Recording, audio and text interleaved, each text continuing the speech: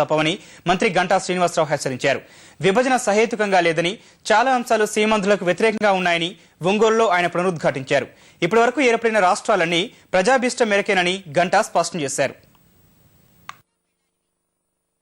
ప్రతి శాసనసభ్యుడు కూడా మాట్లాడాలి దీని మీద అని చెప్పి ఉద్దేశంతో ఉన్నారు కాబట్టి ఈ టైం చాలదు. అందుకని మళ్ళీ కనీసం ఒక 6 వారాలు మళ్ళీ టైం కూడా అడగడం జరుగుతుంది. గతంలో 3 రాష్ట్రాలు బిల్లు పంపించినప్పుడు ఎలాగైతే టైం ఎక్స్టెండ్ చేశారో తప్పకుండా కూడా టైం ఎక్స్టెండ్ చేస్తారని చెప్పని ఆశిస్తా ఉన్నాం.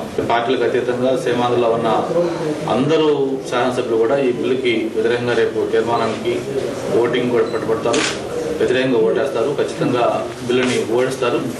ఎప్పుడైతే బిల్లు ఓడిపోతుందో నేషనల్ పార్టీస్ కానీ పార్లమెంట్లో మిగతా పెద్దలు కానీ ఈ బిల్లుకి సపోర్ట్గా ఉండే పరిస్థితి ఉండదు. తప్పకుండా బిల్లు అనేది ముందుకెళ్ళదు. మళ్ళీ సుప్రీంకోర్టు ఖచ్చితంగా అప్రోచ్ అవుతాం. తప్పకుండా వాళ్ళు ఇంటర్వ్యూ అవుతారని చెప్పని ఆశిస్తా ఉన్నాం. ఏదో ఒక స్థాయిలో తప్పకుండా ఈ ప్రక్రియ ఆగుతుంది, రాష్ట్రం సమైక్యంగా ఉంటుంది. ప్రస్తుతం మా ముందున్న లక్ష్యం పార్టీలు మారటమా లేకపోతే కొత్త పార్టీలు వస్తే వాళ్ళ గురించి కాదు.